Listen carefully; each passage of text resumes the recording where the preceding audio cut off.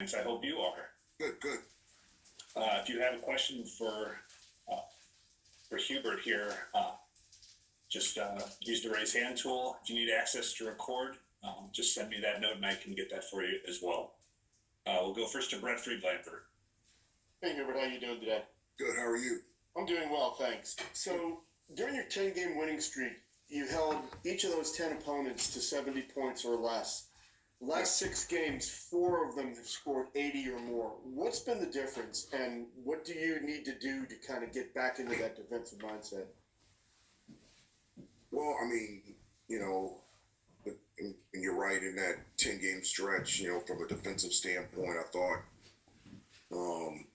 we were really locked in, particularly half court, defending without fouling, finishing possessions with a rebound, protecting the paint, but also protecting the three.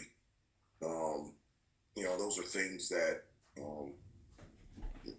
in these, what was it, last 6 games or whatever, we have done, but not as consistently well. And those are things that we talked about as a team and as a group that we've got to get back to, is just being more consistent and sound from, the fundamental standpoint, defending without fouling, protecting the paint, helping the helper, the little things that make big things happen. And so it's one of the things that I'm excited about this week is not having a midweek game, is that for the first time in a long time, we can actually practice as opposed to practicing for preparation for a particular opponent.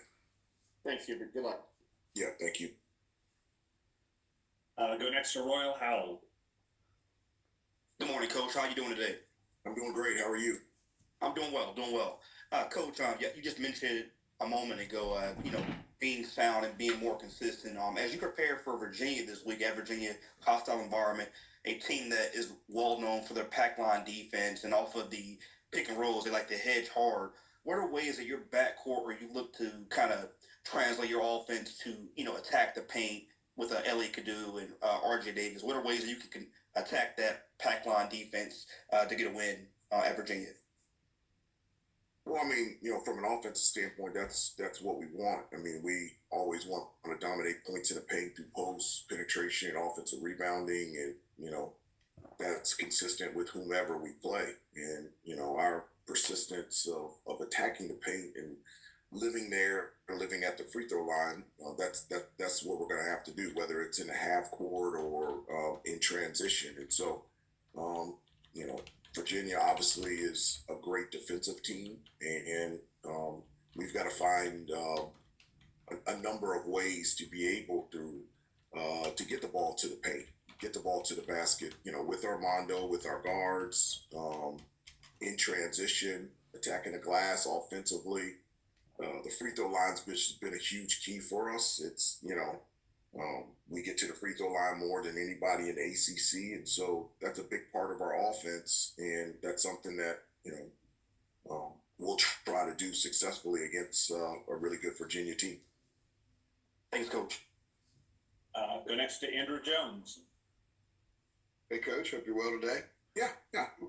So what are a couple of the top things maybe on the list of to-dos this week that to work on, since you now have time to work on you and not worry about another opponent until the end of the week? What are a couple of those things? One-on-one defense, just winning our individual one-on-one matchup. You don't get into rotations if you can guard the ball. And, one of the things that I've always said is the ball is the problem. If you take care of the ball, whether it's in one-on-one transition, ball screen action, Chicago, DHO, if you take care of the ball, everything else will take care of itself. And then also when, those drives come, whether it's a slot drive or baseline drive, just going over the rotations in terms of where the help is coming from and where the help, helping the helper. And I feel like at times that is broken down a little bit. And just to reinforce our rotations, first of all, not getting into rotations, but if we do, what it looks like on the backside and just being more sound defensively. Some of the guys have mentioned in the last couple of weeks that you've added a few things as you've gone along, actions that you guys have run. In fact, Armando said you ran a few more for him the other day. that were implemented. Is this also an opportunity, maybe add a few things as well, not just Yep. refine some stuff, but also add some stuff? Are you talking offensively or both ends? Well, both ends, but certainly offensively, because that's more specific what some of the guys have been saying lately. Because Armando said the other day you specifically added some things for him for the game this past weekend. Yeah, we have, and I mean, and even adding stuff on the defensive end as well. I think there's,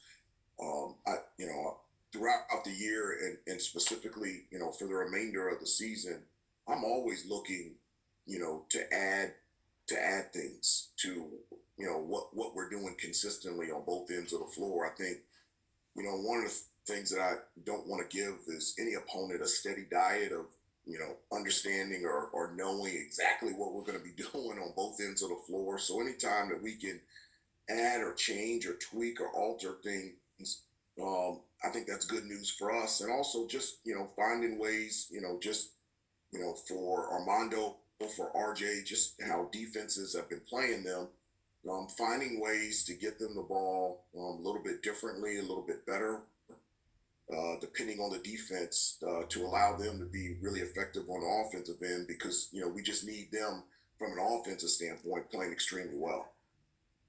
Thanks, Coach. I appreciate it. Yeah. Michael Coe, go ahead. Morning, Coach. I hope you're enjoying the bye week. Yeah. Do you have any Coach Lefty Drizel stories that you can share with us? I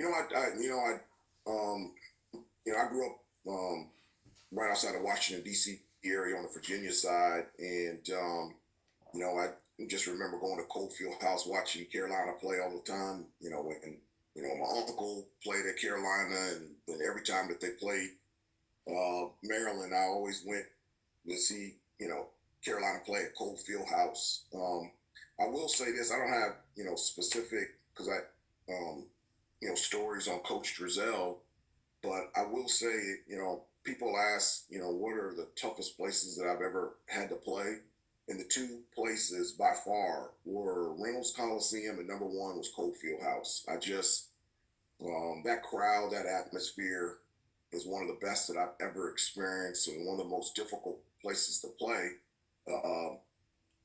As a visiting team, and just the experience that I had there watching Carolina games, and then being able to have the opportunity to play there was really cool. Thanks, Coach. We'll go to Chris Clark. Yeah, Coach Davis, just kind of piggybacking off of that, I'm asking ACC tournaments back in DC this year. You're Yeah. a DC guy. I'll include Lake Braddock and the Bruins out there in that DMV area. What is it about that area, the culture, that just seems basketball just means a little bit more, if you will? And what is it in the players that you like, that you recruit, that you've run across in your time as a coach? No, I'm glad you get to go back home to DC. I did grow up on the Virginia side, but my dad worked 35 years for the Department of Education for the United States government. So I was in DC all the time playing pickup and visiting my dad at work, and so it's nice to be able to have the ACC tournament back at home. The last time there, we had a really great game. It was 2016 in the ACC finals against Virginia, and it's just that area just loves ACC basketball. I remember when it was at the Capitol Center and watching ACC games at the Capitol Center outside of in Landover, Maryland. And so it's always been a place that has enjoyed and loved this conference, and there's a number of memories and from that area that have gone to ACC schools, whether it's been Maryland, Virginia, North Carolina. The DMV area is a place where a lot of talent feeds into the ACC. Thank you, Coach. Hubert, thank you for the time, as always. Appreciate it. Okay, have a great day, guys. Okay. Shoot.